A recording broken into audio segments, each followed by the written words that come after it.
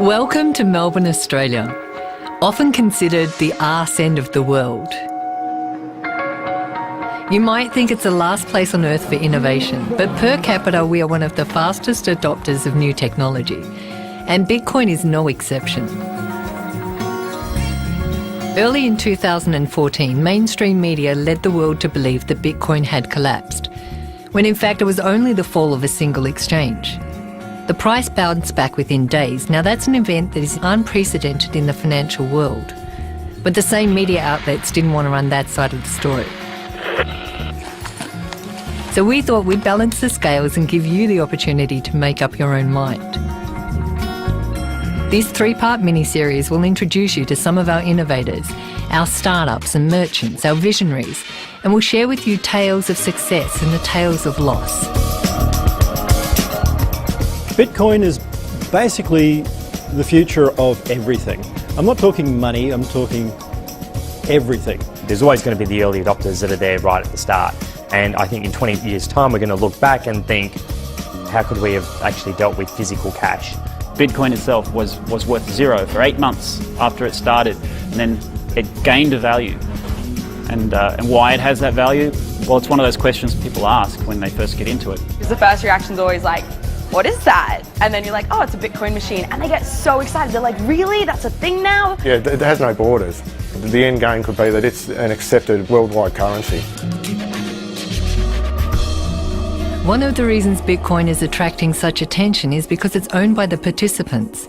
There is no governing body, and it's available to everyone, regardless of your credit history or geolocation.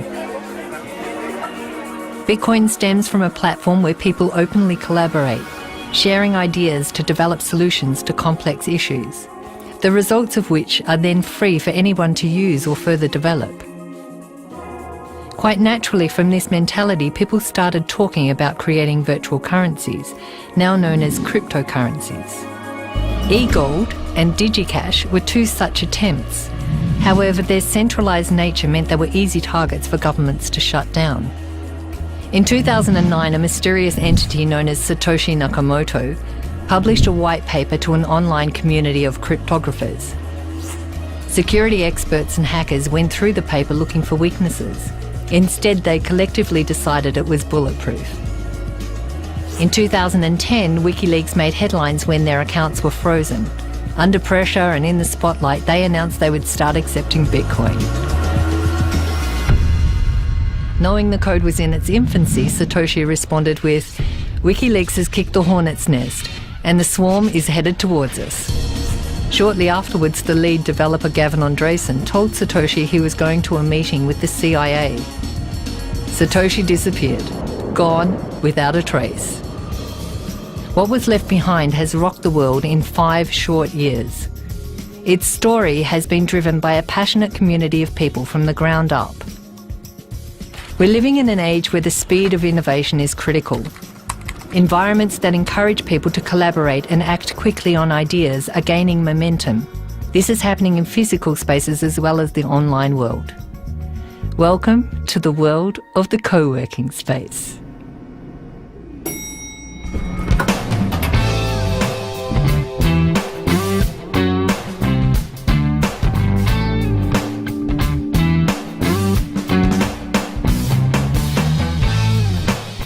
This is Inspire 9, a co-working space here in Melbourne, where many startups get their first shot at collaboration with other people and working in an environment really unlike traditional office spaces. You find a lot of resources in other designers, developers, and even business people who are willing to help out and give input into whatever project you're working on. Some really good startups like Adioso, Rome to Rio, Uber were based out of Inspire 9 as well, so it's a great place for people to tap into the resources of the local startup community.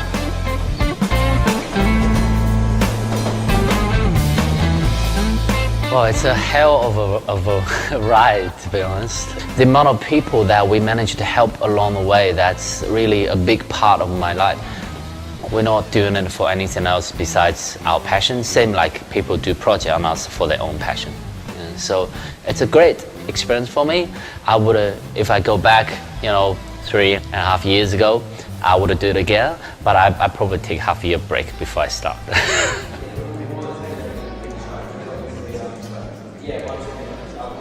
There's a really big global trend going around of how the cost of operating startups has really dropped, and the support networks are really growing around it. Silicon Valley obviously has a great thing going for it, but our goal is really to bring a little piece of that over here, innovate and build world-class companies out of Melbourne.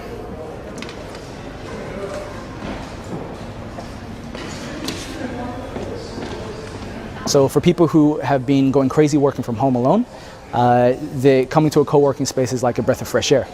And for people who are working at the moment, this is a great alternative to a larger corporation or a big business where maybe the culture is a bit stale. We do believe in doing business for good. So people, planet, profit. It's also known as the triple bottom line. Essentially what that means is you can never make any business decisions or financial decisions based on profit alone. You do have to take into consideration the people and the planet as well. So while co-working spaces are ideal networking environments to build and create businesses, a cryptocurrency is created by a global network of computers that communicate via the internet. This setup is known as mining, and the people who run them are called miners. George from The Hub explains. Your developers, your software programmers, anybody who deals with systems and numbers, but when they create a network, it will be a network that is made or built so that it doesn't need people as much, right? It can run without people. But at the same time, it's the people that created those systems. The Bitcoin mining community, the miners, their form of expression in terms of networking is through the systems and the numbers.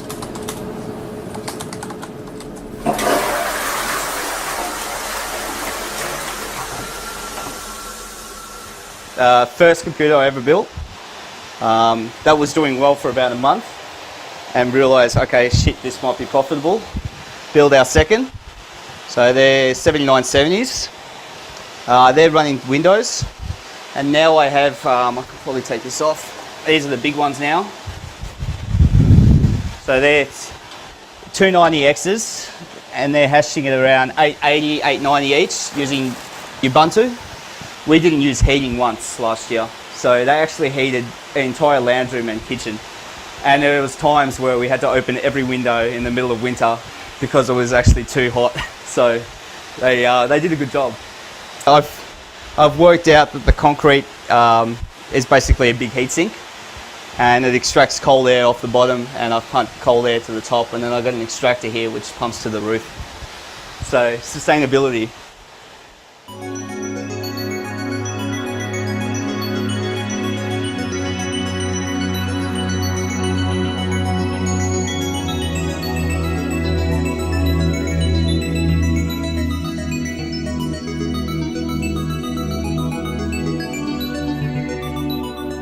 So this Bitcoin network checks and verifies all transactions to make sure they're legitimate and they're not duplicated.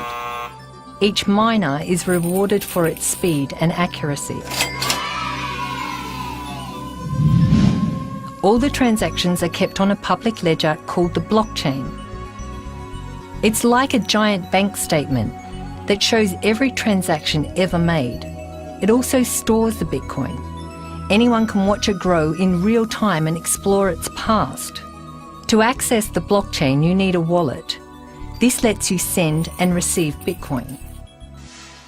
A Bitcoin wallet is a bunch of private keys that are used to sign transactions on the Bitcoin network.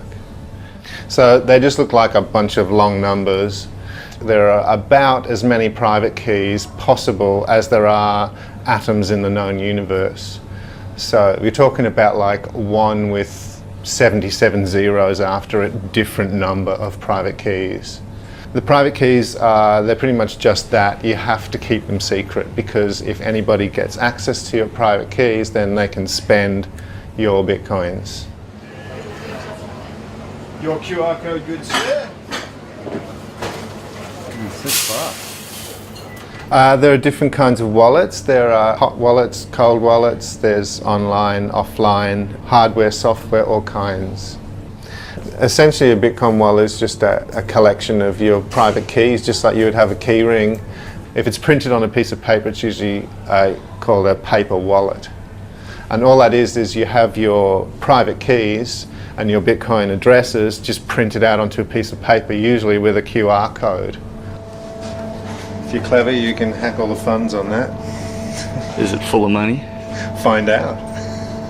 So you can then store that somewhere securely, and at any time you can then scan that back in to an online wallet and spend the funds. So you can compare a cold wallet to a safety deposit box, whereas an online Bitcoin client is just sort of like using a bank account.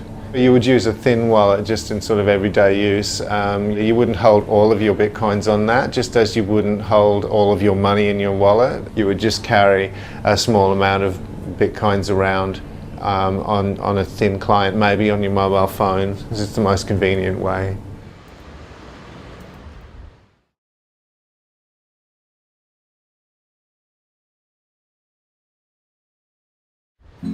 So say you had your Bitcoins on your phone and you're ready to spend. Where would you go? Well, there are many shops, cafes, services and online stores who accept Bitcoin. If you thought it was just for computer geeks, think again.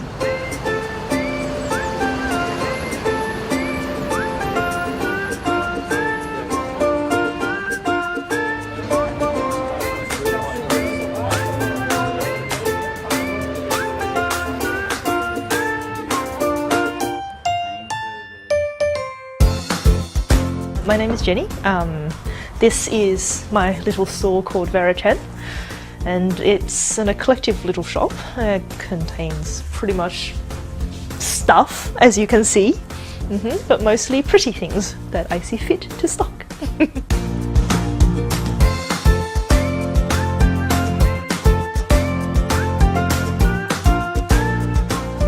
These little things here were the first product that Verachan ever sold to someone who purchased with Bitcoins, and since then I have renamed these products to BitBunny. Our system's also geared up to print up the receipt to say that you have paid in Bitcoin instead of credit or cash or miscellaneous.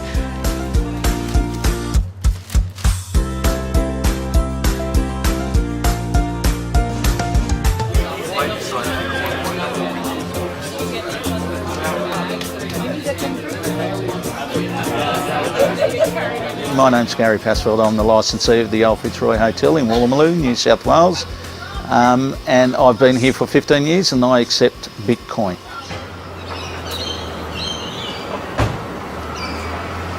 It will be rare that we don't get somebody inquiring about it weekly. It's amazing the exposure we're getting out of it. It's quicker than an EFTPOS transaction. Yes, you do need a tablet, but that's your only outlay. Everything is simple from there.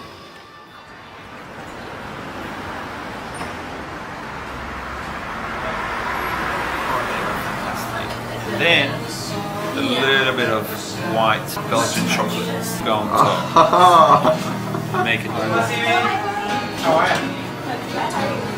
good. Oh my, that is so thick. So people who do come to Sydney from all over the world and want to pay Bitcoin, they check out, oh, where can I pay Bitcoin? Oh, the outhouse. All right, it's about letting people have another mean of payment. Why do we need the Australian dollars, the American dollars, the euros, the rubles, whatever it is? For me, it does go back to imagine all the people living life in peace, you know? Imagine no countries. How they pay for it, it's fine with me. Bitcoin, cash, gold rings, whatever. Apparently the ATO says that it's a commodity, the Bitcoin now, it's not a currency. I don't know how many times I have to accept it a currency, you have to use it a currency until the people at the ATO will agree that it's a currency, but you know, eventually it will happen.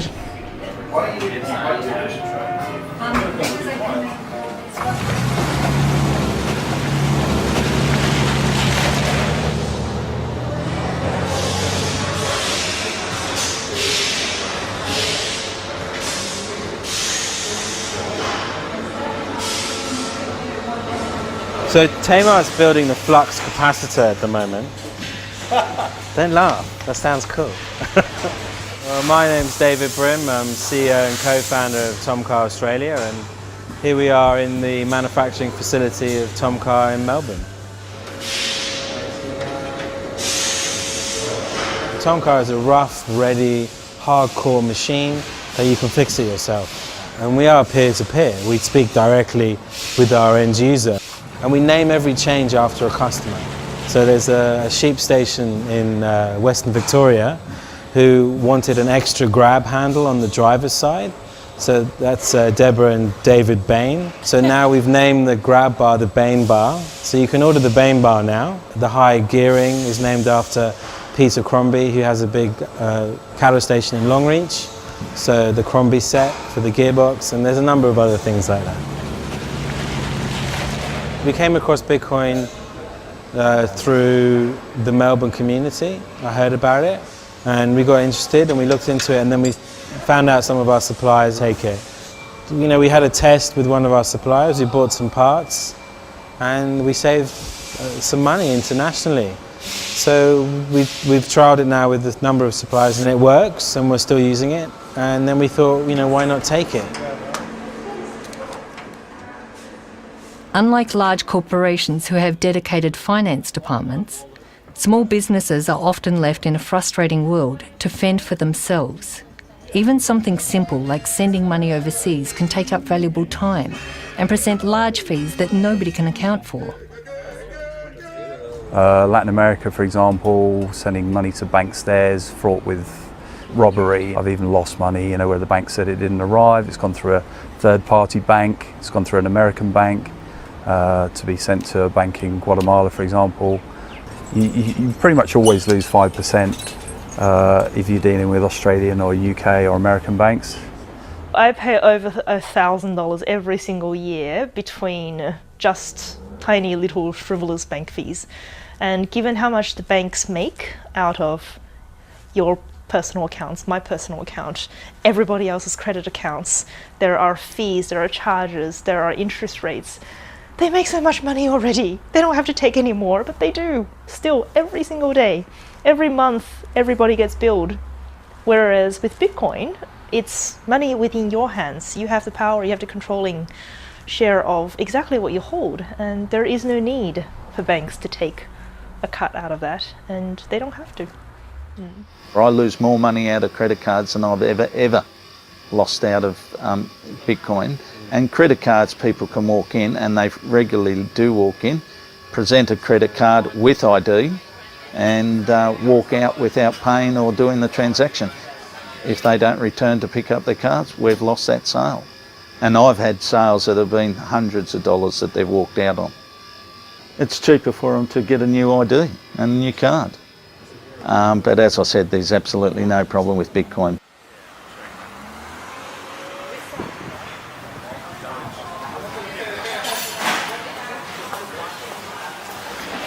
My name's Chris Tay, I'm a pastry chef. This is my shop, Black Star Pastry. We had the first Bitcoin ATM in Sydney installed here about 4 months ago. Yeah, it's been great.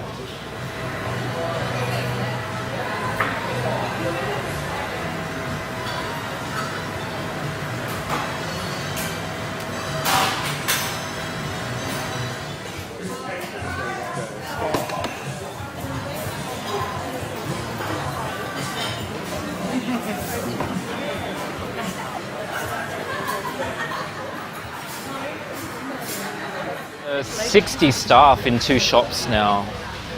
You build a shop, okay, and that's going well, and at some point you need to kind of think, well, what do I stand for? What is it all about?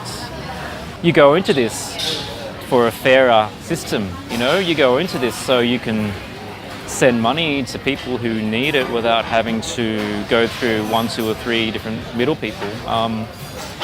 When I get to the end of my life and I say, well, what really was important to me, what I want to say is that because of me, I was able to help a lot of people build their careers, build their families, all that stuff. That's what I want to do. Yeah. Family and future is something often mentioned when talking to people about Bitcoin. People who have studied the history of money and know the fragility of the current financial market often see Bitcoin as a safety net. okay, so we've brought these 4 children into the world, and we thought their future ought to have been pretty squared away, right? But now as they get older, I mean, our daughter, our eldest daughter, is 16. You think, what, okay, so how's this going to work for her again? She's going to have to raise how much money before she can afford to, follow mum and dad's footsteps? This is what happens when you create this huge lake of liquidity that is roaring around the world, desperately searching for yield at all costs. This is what you get, right? And the problem with that is that people can liquidate pretty damn quickly. Anyone who trades anything will know that you go up a stairway, and you fall off a cliff. So here's this hugely complex, over-leveraged system. I can't tell you, when that might fall, and it could be something very insignificant, but it doesn't matter. We've baked that into the system, and when that liquidity is removed from the system, it will take our breath away. Bitcoin is a natural response to that phenomenon, right? How do you protect yourself against that? When we had the housing crisis in the US, and all these people just caught up in this machine and just got spat out, and then all the people who were responsible for it are all getting huge payouts, like these golden handshakes. I mean, there's no justice. It seems so easy for people in power to, just make income at the expense of, people who aren't in that complex. Instead of us just sitting there and taking it, we have to take matters in our own hands and do something that's outside that whole sphere. That's why I thought Bitcoin seemed like a really good idea. It's something that really takes the power away from the big banks and big government and puts it in the hands of the people.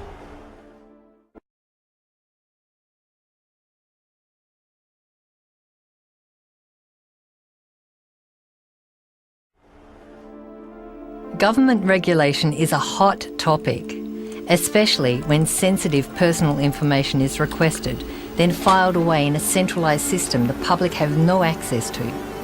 Regulation often overcomplicates life, and many people are now looking for easier ways to transact quickly without bureaucracy. Take, for example, one of Australia's largest industries. So to know what a quantum leap forward Bitcoin is for the gambling industry, you have to consider what it's like gambling with government currency at the moment. This is in Australia, which is a gambling-friendly, well-regulated jurisdiction. It will take at least 15 minutes to sign up and deposit with your credit card. Your credit card can then be charged at any time in the future. All the information you've given them, such as your email address and your postal address, that could be stolen or sold at any time in the future. Then when you want to make a withdrawal, you'll have to verify your ID by sending in a copy of your credit card, sending in the front and back of a government-issued ID, and sending in a utility bill. And then you'll have to wait 2 days for the withdrawal to come. Now, if you used Bitcoin, you can do all of that in less than 2 minutes. Less time than it takes me to explain how long it takes to do it with government currency. And you'll also be able to bet anonymously. You might value your privacy from people you live with. You might be worried about tax implications. You might be worried about legal implications. So Bitcoin can get around all of those problems. Gambling is just another thing that it makes easier. But it's a very popular thing, which is very difficult with government currency.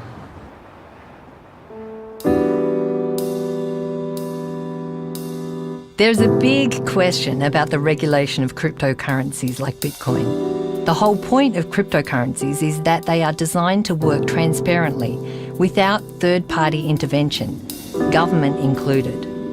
Bitcoin is unprecedented, as there is nothing in our history which compares. It's an intriguing topic, and a great social experiment which is attracting some of the smartest minds in the world, from all walks of life. I mean, Bitcoin is all about people, right? This huge wave of distributed sort of, man, something's got to change, and let's do it. That's what we want to harness. you present people with such a no-brainer that they run out of reasons to say no. And I think if we can achieve that sort of groundswell of support by providing people with the tools that they need to make that difference, then that would be huge. There's a lot of unbanked people in the world, people who don't have access to the world economy. They're pretty much shut out of a bank account. And because Bitcoin is as cheap and easy as sending an email, it's going to make a lot of difference to a lot of impoverished people who are unbanked or underbanked. And as long as people create value for it, which they will, you just can't kill it. It's in too many places, it's everywhere. One thing about Bitcoin is that the rate of growth is most certainly faster than the internet was. People always say, so what should we expect? You know, how long is it going to take to get mainstream adoption? I say, how long do you think it's going to take for the internet to have mainstream adoption? It was in fact only 7 years ago there were no smartphones because they hadn't been invented. So that required everyone to get a new phone, for pieces of hardware to be developed, to be distributed, to be sold in shops. Bitcoin doesn't require any of those things to grow into a commonly used thing. It's more like Twitter adoption or something like that. It just requires someone to poke their screen a little bit and, oh wow, now I've got a Bitcoin address. Well, I guess I can start accepting Bitcoin. Does anyone want to sell some to me? Yeah, sure, I'll do that right now. Bam. Cryptocurrencies such as Bitcoin bring absolute transparency to the table. The concept is starting to gain respect from skeptics, and it's encouraging conversation about alternatives to our current archaic financial system. The study of nature shows that change is a constant, it's an evolution, and an integral part of our survival as a species. Our ideas are a reflection of this.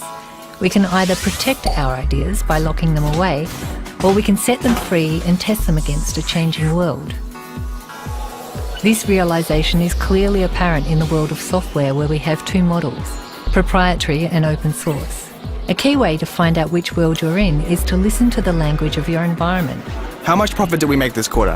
How can we make more? We'll have to consult our legal department. Hey, quick, copyright that idea. How can we cut costs? So how can we make them buy more? What else can we sell them?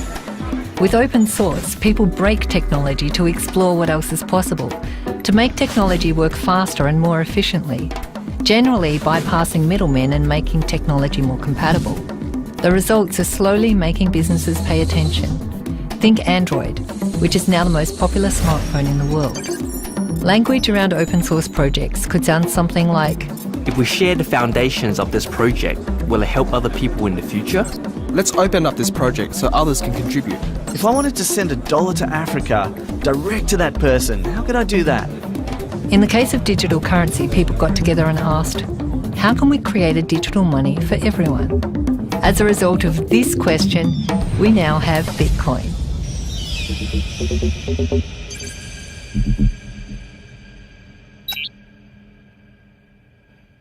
Bitcoin will solve some problems, but it won't solve every problem, and it's not going to be solving democracy for us. It's quite a controversial thing to say, but I think Silk Road was probably one of the better things to happen for Bitcoin. From a legal perspective, a lot of the people in the legal industry I've been speaking to are fascinated because it's so rare that the law has to deal with issues like this. We live very much in a society where there's a lot of controls put on us, what you can and can't do or what you should and shouldn't do. Bitcoin sort of challenges that idea.